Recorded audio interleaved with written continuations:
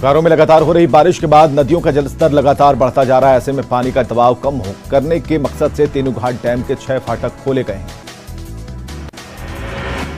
राजधानी रांची में लगातार हो रही बारिश से कांके डैम लबालब भर चुका है। ओवरफ्लो होने की वजह से कांके डैम के 3 फाटक में से एक को खोल दिया गया है।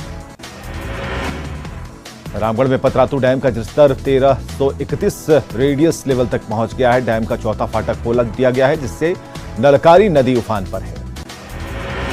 रांची में पिछले 3 दिनों से हो रही लगातार बारिश ने पूरे शहर को दरिया बनाकर रख दिया है। बारिश की वजह से अरगोड़ा में एकलव्य अपार्टमेंट में कई कारें डूब गई हैं।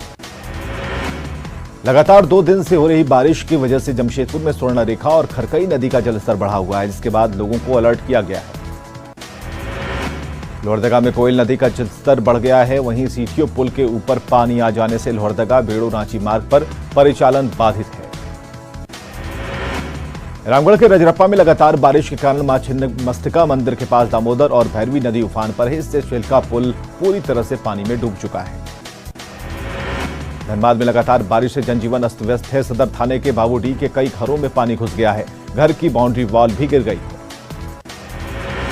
हजारीबाग के बड़का गांव हाहारो नदी में बाढ़ आ जाने से उरेज और पचंडा गांव के बीच का संपर्क कट गया। दोनों गांव के लोग 25 किलोमीटर अधिक दूरी तय करने को विवश हैं। जामताड़ा में नारायणपुर थाना क्षेत्र के लोहारंग नदी में एक अनियंत्रित कार गिर गई। इस हादसे में सवार 4 में से 3 लोगों की मौत हो गई। गढ़वा के नवादा गांव में महिला ने घरेलू विवाद में जहर खाकर सुसाइड करने की कोशिश की। इलाज के लिए महिला को सदर अस्पताल में भर्ती कराया गया है। सिमडेगा जिले के नवाटोली गांव में सर्पदंश से एक हॉकी खिलाड़ी कोमली बेसरा की मौत हो गई। हॉकी सेंटर बंद होने से वो अपने गांव में रह रही थी। गढ़वा के मेराल थाना के कमरमा गांव में जहरीले सांप के डसने से युवक की मौत हो गई। पुलिस ने पोस्टमार्टम कराकर शव को परिजनों को सौंपा है।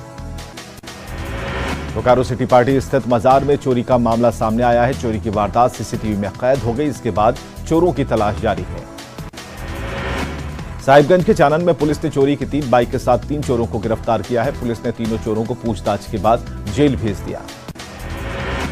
जामताड़ा में 3 दिन पहले हुए लूटकांड का पुलिस ने खुलासा किया है। पुलिस ने पियाल 16 गांव से 3 लाख कैश के साथ 4 अपराधियों को गिरफ्तार किया। धनबाद में जज की हत्या को लेकर देवघर बार काउंसिल में अहम बैठक हुई। वकीलों ने देवघर डीसी को सीएम के नाम ज्ञापन सौंपा।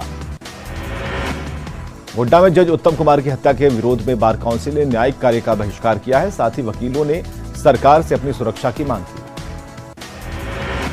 साहिबगंज के तितुलिया में लॉकडाउन में बेरोजगार हुए मजदूर अब गांव में ही काम करने में जुट गए हैं। वे बांस का सामान बनाकर बेच रहे हैं, जिससे 200 से 300 रुपए प्रतिदिन कमाई हो रही है। धनबाद के चंदन कियारी होते हुए बंगाल बॉर्डर से जोड़ने वाली मुख्य सड़क सीतानाला गांव के पास धंस गई। मुख्य सड़क में गोफ बनने से हादसे की आशंका जताई जा रही है।